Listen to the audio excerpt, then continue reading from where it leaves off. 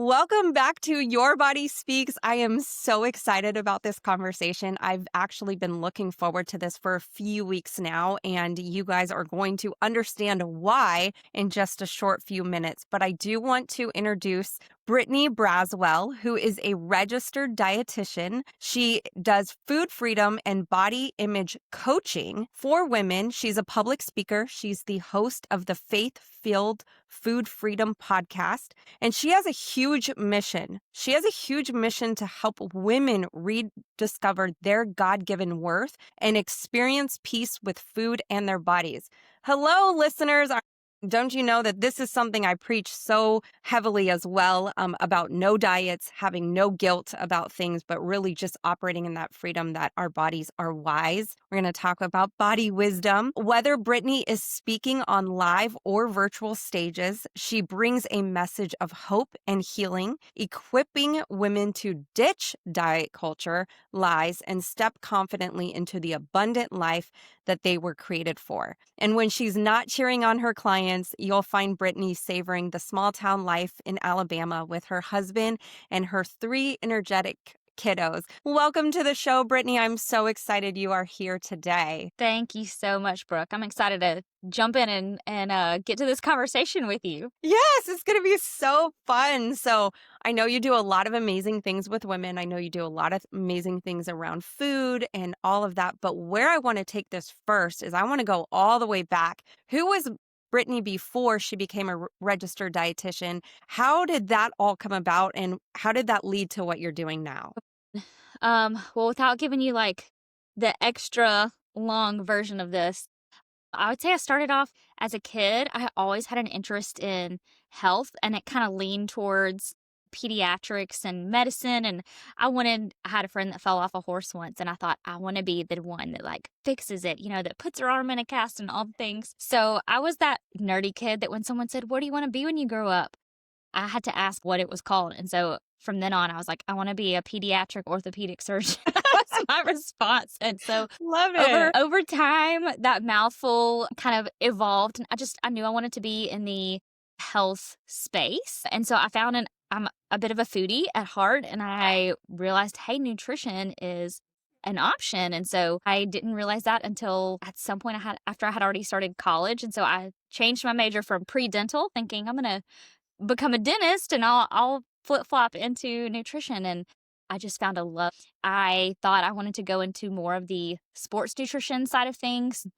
I did an interview with our campus sports dietitian at the time who now I think he works with one of the NFL teams, but he was our collegiate sports dietitian. And I thought, this is fantastic. I want to work with athletes. They already have this interest in health and taking care of themselves. And so I really just any project, any paper that I could do, I tried to customize it to sports nutrition. And it really wasn't until grad school, Brooke, that I just had so much exposure to. I was just around athletes a lot. I was doing projects. I was a graduate assistant. I got to work with Pat Mahomes and some of the guys at Texas Tech before they went big. And that was a ton of fun, but working with all those athletes, I got to really see the prevalence of disordered eating, of how these college students that were so young that wanted to perform well were just taking on these dietary and body-related habits that they thought were healthy that were really hurting their relationship, not just with food and nutrition, but also with their performance and their relationships with other people. And it just really gave me this passion. It kind of just felt like, okay, I feel like this is more my calling, is I really want to move into this space to really just help these, not just college athletes, but help those who are struggling with a negative relationship with food and with their body, to show them that we can be good stewards of our health and it doesn't have to become obsessive. We don't have to take it to the nth degree. So that's a little bit of the backstory. There's a lot more detail, in between, but I love what I do now. I've gotten to practice eating disorder, body image work in a lot of different settings. And I'm in private practice now, which I absolutely love. So for me, I bring in a faith component to it. I know you mentioned my podcast, Faith-Filled Food Freedom, and I find a lot of joy in doing that and talking about how does your faith play into your relationship with food and body. Amen. It's huge. It's one of the things that my listeners know. I talk about the four pillars of health, which is physical, spiritual, emotional, and mental. You can't have all just physical health and have breaks in the other three, so Right. faith does play a huge part in that. There were a couple things that I heard in your story, and I was like, wow, this is so fascinating. So, originally started as an orthopedic pediatric surgeon, and then you ended up in dentistry, so there was some sort of shift I had there. braces. I had braces and saw the orthodontist, and I was like, oh, this is it. I need to make Yeah. people feel better about themselves. Yeah. Well, what I thought was cool about all of this is everything seemed very body driven. So even your passions as a little girl, like wanting to help with, healing the broken bones. We know the body heals the actual broken bones, but Mm-hmm. the orthopedic surgeon sets those bones so the bones can Mm-hmm. heal correctly. And Yeah. then, you getting into dentistry and wanting to go that route, doing stuff with the body, and then ultimately getting onto that path where for what you're doing now. And it makes me just smile with joy thinking about how, a lot of us as young adults or even, high schoolers thinking back like, oh, this is what I want to do with my life and looking at what we're actually doing now. And I know a lot of the listeners can relate is how much of that gets kind of twists and turns and God really directs that path, right? And it's Yeah. just takes us where we are meant to be, where we are going to be used the best and the most. So I think it's beautiful. I love that story. You obviously have had kids and got married in the process of all of the dietitian school, I'm guessing Yes. with all of that, which is beautiful. So, one of the things, and I want to jump into this because you talked a lot about disordered eating with the athletes and you were working on that. And then you've kind of transitioned to where you are focusing more on a population of people, women, who we know experience a lot of this kind of disordered eating and these body Yeah. image issues and feeling that they're hating themselves, they're talking negatively to themselves, they're trying to force food or not having food, I should say, forcing food in or not having food, because we do have a culture that does teach us to numb out in one way or Yeah. another, right? Either Yeah. binge or don't eat at all. And we're really going against our God-given hunger cues and those fullness cues. So I really would love an explanation on what can happen physiologically and emotionally in the body when we do disrupt these and why it can because one of the things that I talk about is listening to the body. And I thought you Mm-hmm. brought up a great point, when we were even talking, how it can sometimes be really unsafe to listen to the body. So I know that Yeah. this is a big, long worded question, and I'll kind of break it into pieces is really explain what happens physiologically and emotionally when people stop those hunger cues. And then if you don't mind going on as to how it can be unsafe to listen to the body in the case of numbing these things out. Yeah. Yeah. So I'm a nerd at heart. So I could sit here and talk biochemistry and metabolism, but to keep it simple, when we start restricting, so regardless of maybe how your relationship with food started, or maybe you had this initial desire to, I want to, eat more healthfully, or I want to eat in a more health promoting way. So many of the ladies and men that I have worked with, that was the Mhm. initial driver. And then it turns into this relationship with food that becomes very disordered. So when we start restricting, when we get those hunger cues, and then we tell our brain, no, that signal is not going to lead to me following through and eating. I think I need to restrict for XYZ reason, right? I think I Mhm. need to be smaller, or I feel like this food isn't healthy anymore. This isn't okay. This is a bad food now. We should restrict this. We start forming these new neural pathways in our brain so that this one, trigger or this alert that we get, the stimulus we get from smelling food or seeing someone eat or starting to recognize, hey, my stomach is empty or I'm getting tired. Like Mhm. there's so many different ways our body speaks to us to tell us we need to eat. And when we start ignoring those, at first our body gets louder.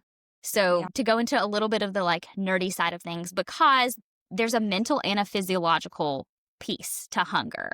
And we got to take both into consideration. And so when you start restricting and your blood sugar level drops, your short term stored sugars in your body, carbohydrate in your body, start getting used up, we start having all these hormone changes. So Mhm. there's this there's this neurotransmitter called neuropeptide Y, and we kind of nickname it the carb craver. And essentially, when we are depriving ourselves of food and carbohydrate, we get this increased production of this neurotransmitter. And this is part of, it's not the only thing, there's a lot going on, but it's part of this physiological process that tries to get us to eat something, right? To help bring those blood sugars back up, to nourish our body, to keep us from getting hangry, right?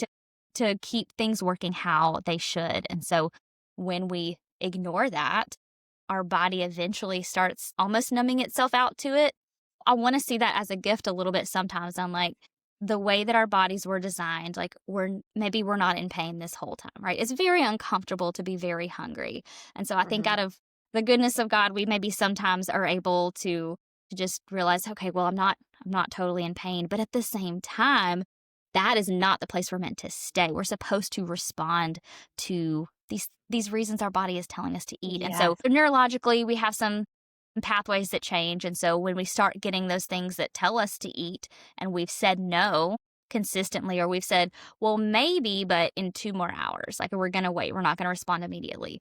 Or, well, maybe, but not to the capacity that our body actually needs. We start having metabolic changes where our body wants to it wants to work a little less efficiently because it wants to utilize what we give it for the most important things, right? To keep you breathing, to keep your heart pumping, to try to keep your electrolytes in balance, and to try not to break your bones down too much. There's all these things that our body is trying to do to help us survive. And so physiologically, there's a lot of changes that happen. And then mentally, emotionally, I mentioned being hangry earlier. Yeah. This is one way my body speaks to me real clearly. We could probably go into that a little bit more in the episode, but there are a lot of things physiologically that initially get really, really loud for our body trying to tell us, you need to eat, this is dangerous. And then after we push and numb out for a while, it's like those signals get harder and harder to recognize. And so my, I guess, encouragement with this is you are not broken.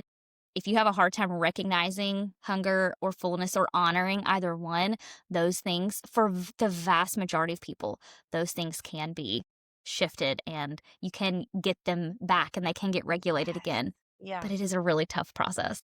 Yeah. Oh gosh, Brittany, I am a nerd too. So don't put 2 nerds in the same room together because we will end up going on a whole biochemical onslaught of communication. But that was such a beautiful breakdown of what happens physiologically in the body and why it's important to honor the body, right? So you may have struggles in being able to listen, just like Brittany was talking about how those signals can get quieter and quieter. So one of the things I also talk about, the body starts to whisper and it tells you it's hungry and it starts to say that. And then it gets louder and louder. So it starts to scream at us. It starts to shout. It's like the hangry, right? The emotional aspect of it. We get snippy, we get nasty, we get in a rage, like we need food, our blood sugar's to the floor. But then when we don't listen and we're trying to do restrictive eating, it can be problematic. But those are cues, like she was saying, can be turned on. So it's such a beautiful thing. God did design the body with so much wisdom. It is so intelligent and it's resilient and it can self-correct when given the proper tools or resources or things to do so. So on that note, oh, I'm sorry. Go ahead. No, go ahead. Jump in, girl. I was going to say, just to add on to the second half of that question, when you were asking about when is it unsafe to listen to your body? Yeah. Something that I see a lot and that I have to remind myself, or that I have to remind a lot of the clients that I work with, is we talked about how you those hunger and fullness signals can get really thrown off. Yes. And so once those have been thrown off, they're not regulated, they're not consistent. That's when you get in a really dangerous spot to fully listen to your body. It doesn't mean we stop listening. It just means we might have to give our body a little less of we might not need to let it be in the driver's seat so much. We might need to let it take a little back seat sometimes, at least in part, because you never want to check out and not listen to your body. Right.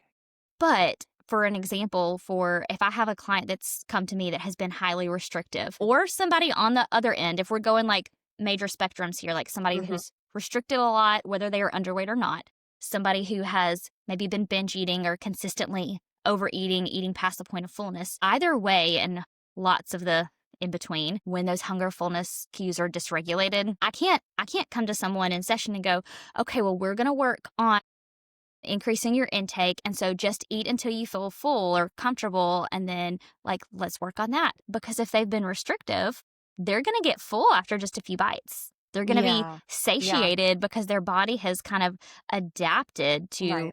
hey, been given so little, so I'm going to experience that initial satiety earlier. So that is one time where it can be really unsafe to just trust your body that early. Right. Our bodies were Right. designed to be able to be trusted.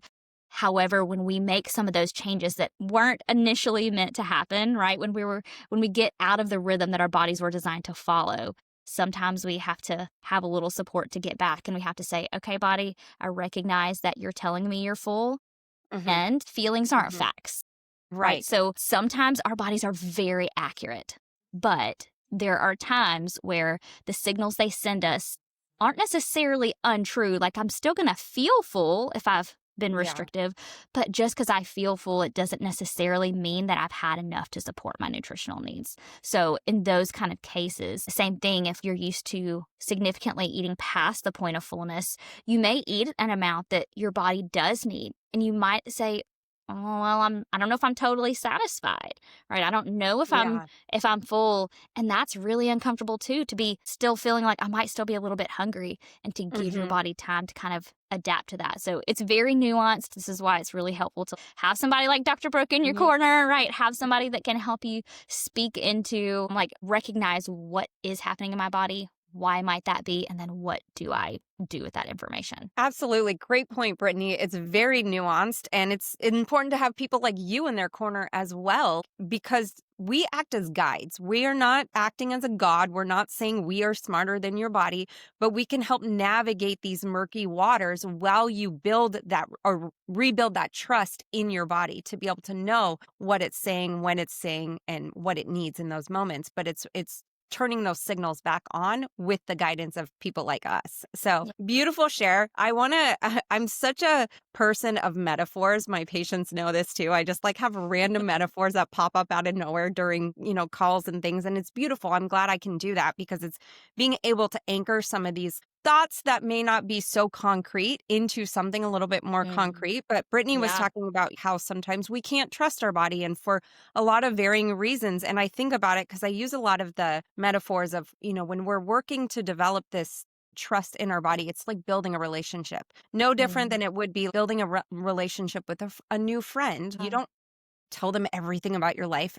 out the gate or go into all your deep dark pains and hurts and all the things. Yeah. You build that trust as you go along, and so it's kind of like, and forgive me for using this metaphor, but I grew up in an alcoholic home. My dad was an alcoholic, and there were moments when dad was trustworthy, when I could trust dad, but not when the alcohol was in his system. Right then it Right. became, I don't, what he has to say is not going to hold any weight right here. Again, really random metaphor, but that's kind of what I was thinking as you were talking about the whole, Yeah. there are times our body is designed to be trusted. My father is designed to be trusted. He's my father, all those Yeah. kind of things. But when alcohol gets thrown into the equation, he couldn't be trusted. When we turn off Right. these cues in our bodies based off, trying to do something we feel is beneficial because someone said it was beneficial. So we're either overeating, undereating, or we feel a certain way about ourselves. So we're trying to make our body look a certain way on the outside. That does disrupt those signals. So thank you for sharing that. Awesome. Well, someone who's been in a long cycle of restriction, so very, very restricted eating, and this may kind of piggyback onto what we were just talking about,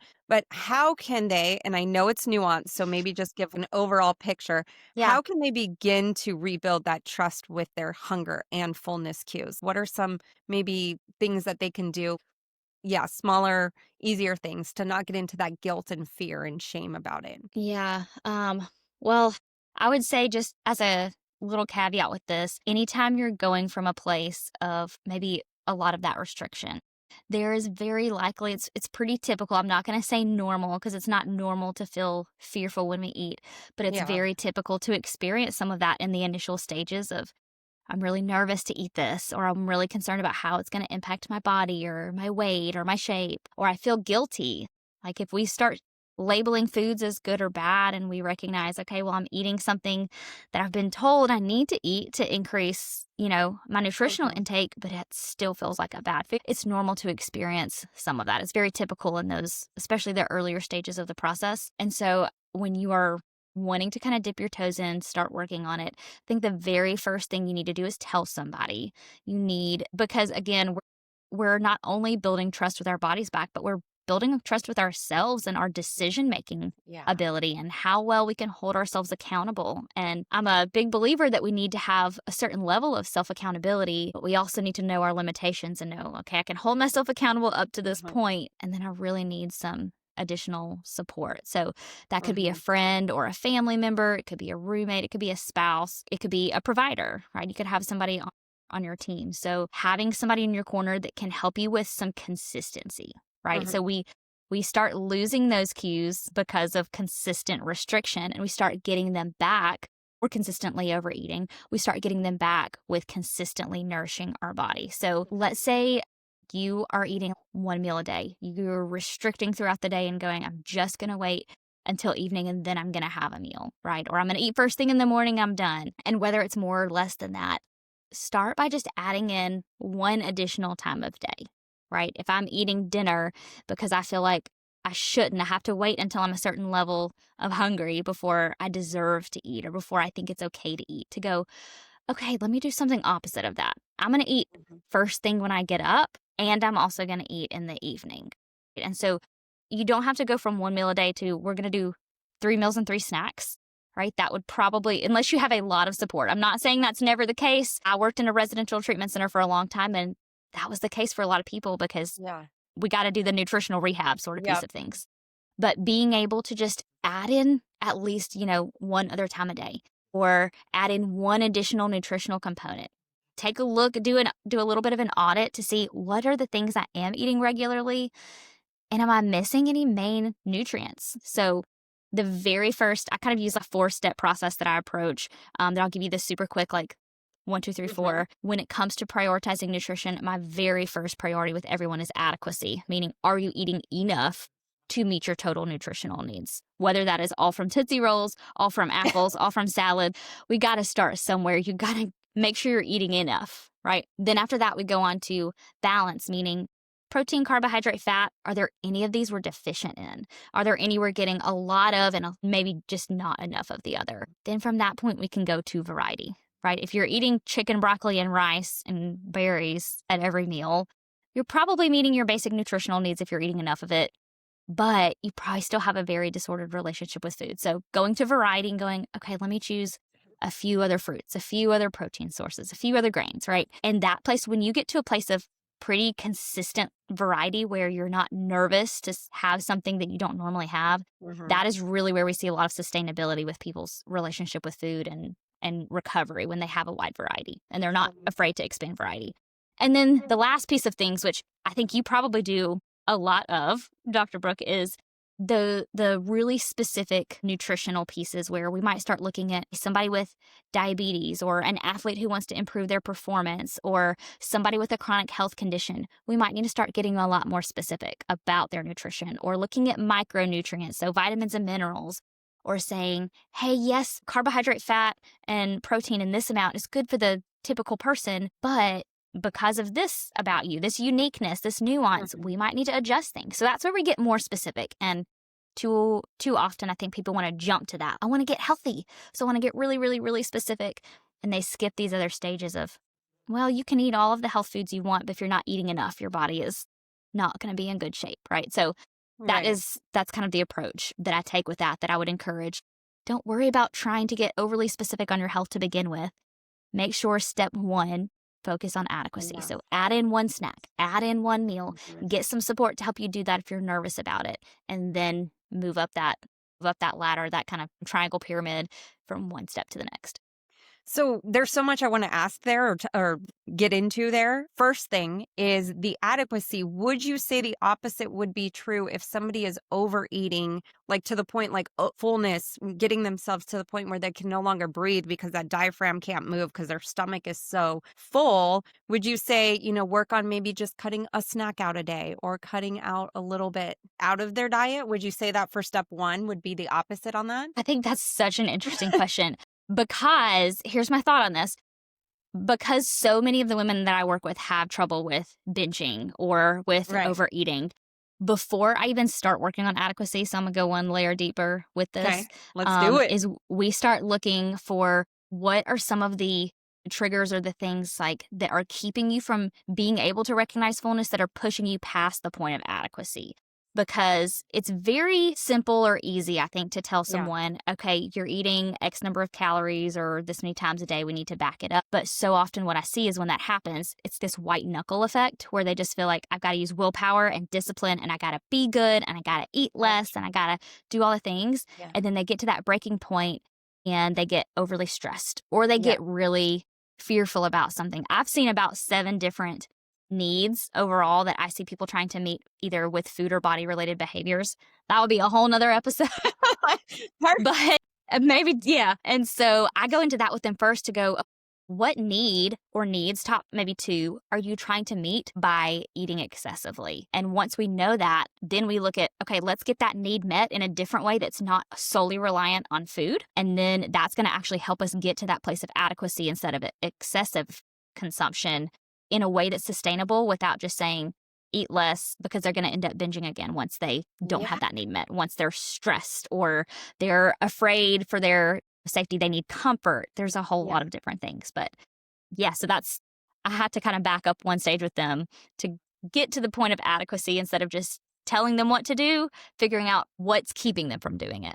That's so powerful because that's exactly what we were even talking about, even towards the beginning of the episode, where I was saying it's the 4 pillars: physical, spiritual, emotional, mental. Like, Yeah. those emotional, mental pieces really do play a huge part in the overeating or overconsumption or even underconsumption, Yeah. anywhere on that spectrum, right?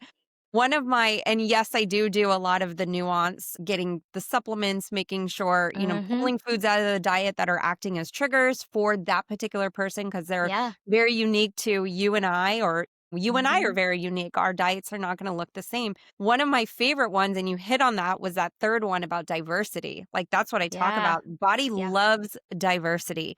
If we are Yes. eating the same foods over and over and over, can you imagine, just doing the same thing over and over and over, how boring that gets? You love Yeah. the adventure. Your body loves that too. And so if you're eating the same fruits or the same proteins or the same carbohydrates or, same fats, it's just like, this again? Really, Dr. Brooke, you're going to give me this again? That's my body talking, right? Like what my body would say. And it's just like having that sense of diversity, and you get to see the most beautiful results too, because your body Yeah. responds in such a positive, beautiful way. Like, yay, I get raspberries today instead of Yeah. just strawberries. It's so exciting, And so, like, I love that you talked about that because that is such a huge thing as people do. They stay in their lane. They're like, well, this shaved off 5 pounds. I'm going to continue to eat chicken and broccoli, and that's all I'm going to eat. And I'm like, Right. yeah, but what about the steak? And what about the carrots? And what if, Yes. We yeah, love some variety. right? Variety's huge. Okay, so next question is, what would you say are the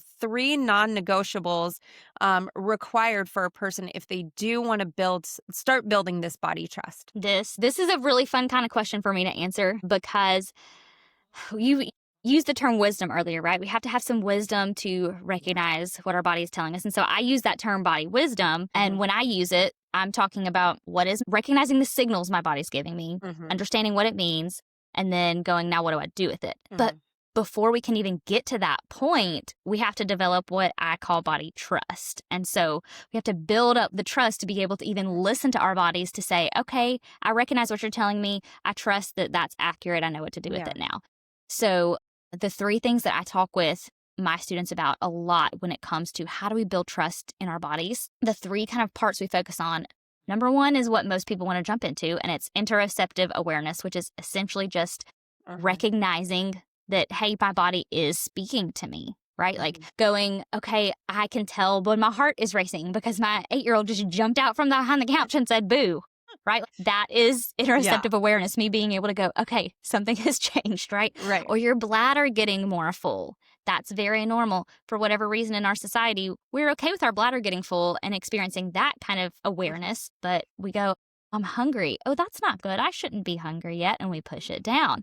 So we Right. have to start recognizing, and it takes time. So key number 2 here, part number 2 to this is patience, which nobody likes. This is like one thing when you're growing up, and I was growing up and in church, people would always say, Yeah. don't pray for patience. Don't pray Yes, for patience because you're same. not going to get it. You're going to get opportunities to be patient. Right. All kinds And of so warfare. I have done all the things. I prayed for patience not that long ago, and I was like, God, what are you doing to me? So we need patience with our bodies, though. We've got to start recognizing and accepting that our body speaks to us and that it's normal. It's a good thing, and we can learn to trust it. But before we can trust it, we have to actually recognize, oh, it is talking, right? We got to get connected to what are those things happening. My stomach is in knots. Okay. Is it maybe because I'm nervous? Is it because I ate something that's not settling well with me? Am I anxious about something? And so getting a chance to start asking those questions and being patient with ourselves to not feel like we have to have the answer immediately or get it right the first time. I feel like that is the hard thing for so many people to hear. Like when you're very type A, I'll raise my hand. I'm type A. I love a good checklist. I love to be right. And I like to be right the first time. And so this is a pride issue sometimes is we've just got to go, trial and error is part of the process. When our body is speaking to us, when we start working on that awareness, we need to act on it and we need to test out, okay, is this what it's telling me? Is this feeling in my stomach hunger? Is it telling me I'm still hungry? So we eat a little bit more, we give it a little time and we go, I'm still experiencing it. Okay, maybe I didn't eat enough.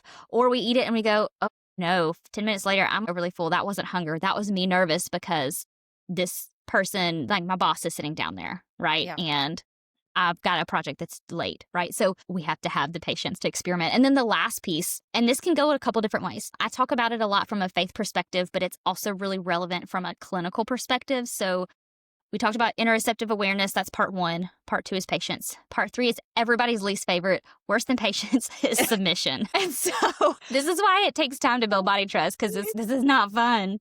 And we want it just to work immediately. And so I talk about a lot with a lot of my clients, like submission to the Holy Spirit in the sense of we want what we want and we want it now. We have to work on the now piece with the patience.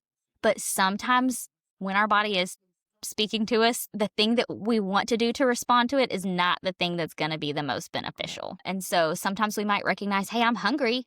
Awesome. Okay. We're learning that. We've got that interoceptive awareness piece a little more unlocked now. We want to eat. And I hear this so often because I'm in the world where there's a lot of intuitive eating talk.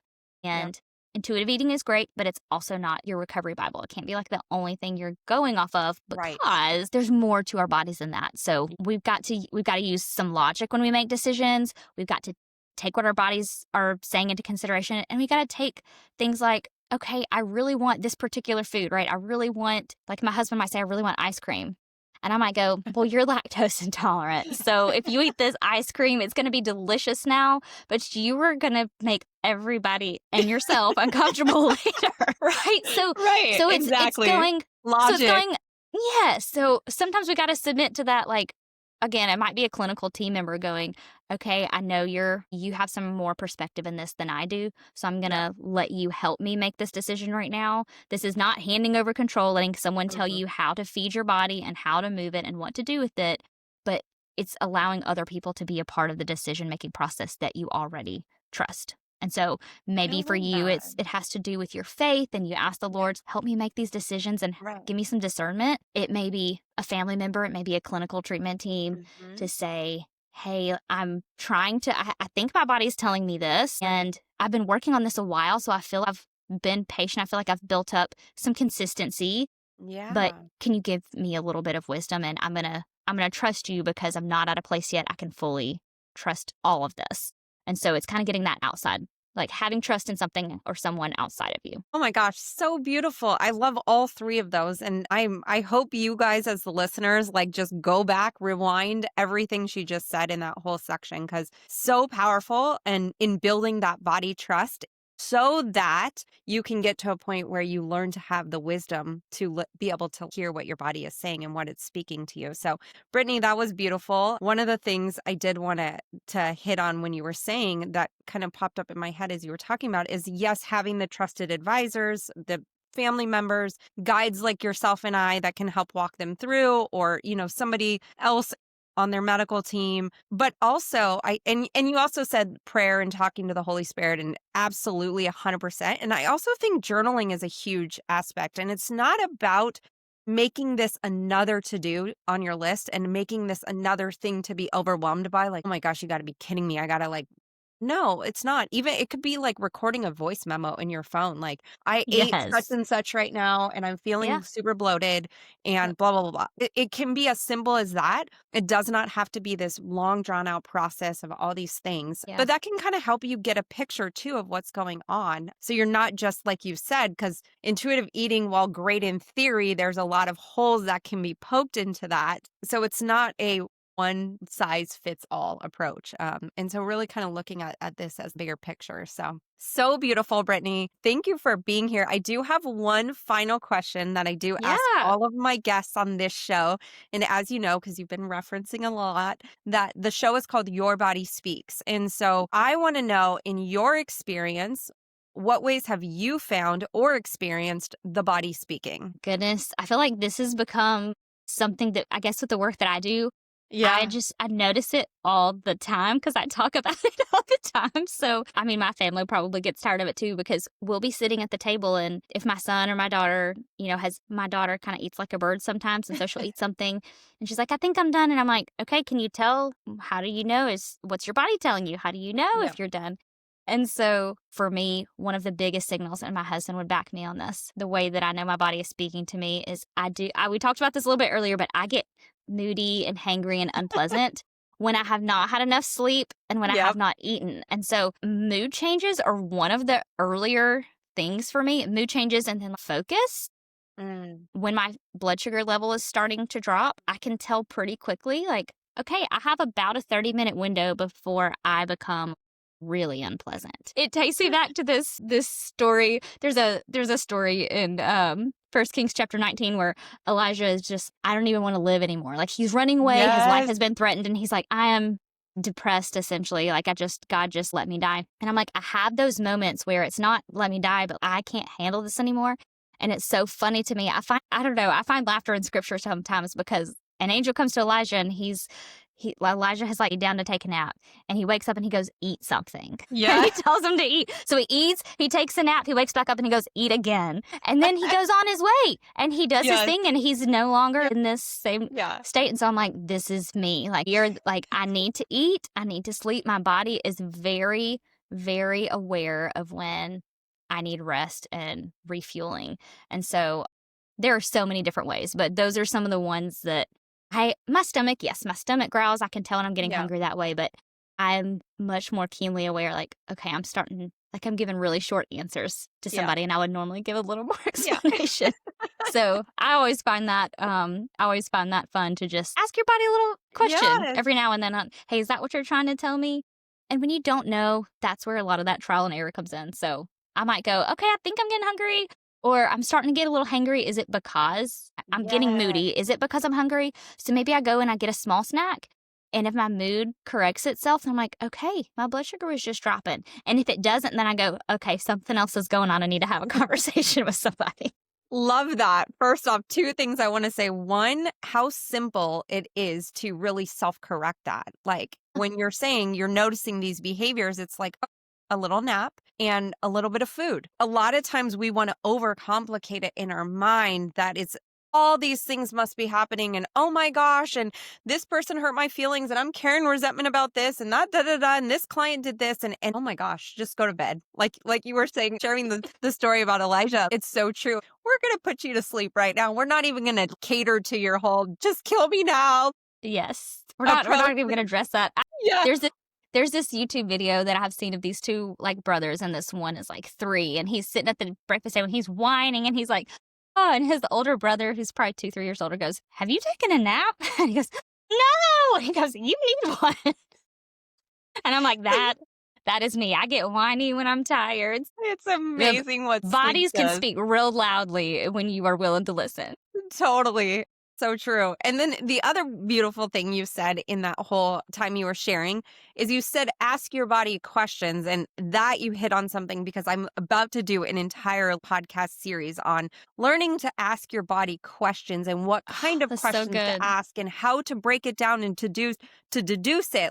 Going, okay, if the body says yes, it wants chicken, well, how much chicken then? Is it 3 ounces? Is it four? All of these things, Yeah. because it's important that we ask our body questions. And those were just physical examples. Of course, you went into all the different things on the emotional, the mental, the spiritual side of questions as well. Is there anger here? Or is there did somebody set you off? Or, then you have to have deeper questions with people. And I think that that's so beautiful because you're like, yeah, I ate, but I'm still feeling this way. Yes, I slept, but I'm still feeling this way.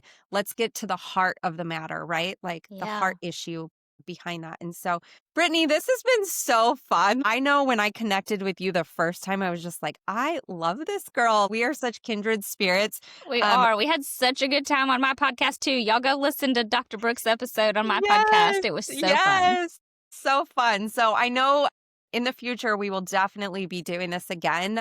Just I thank you so much for your time. How can people get a hold of you? How can they connect with you? How can they enter into your ecosystem? Yeah, well, if y'all want a little bit of a recap or a deeper dive into what we talked about, the body trust framework, because I talk about this a lot, I just created a workbook for it. So I've got a Love free it. workbook. You can download Yeah. it on the website. Yeah. It's brittanybraswellrd.com/BTF for body trust framework.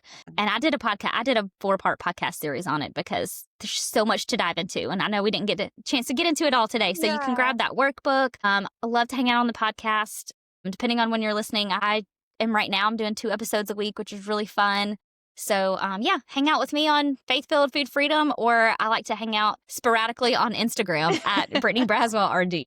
So, and I'll put all those links for you guys to be able to easily just click on it and get to where you need to be in the show notes below. But again, Brittany, thank you so much for this time. What a beautiful conversation. And for those of you listening, I hope that there was so much value and you gained so much from it and you got to laugh along with us because we had a lot of fun on this podcast. So until next time, I will see you then. Have a great rest of your week.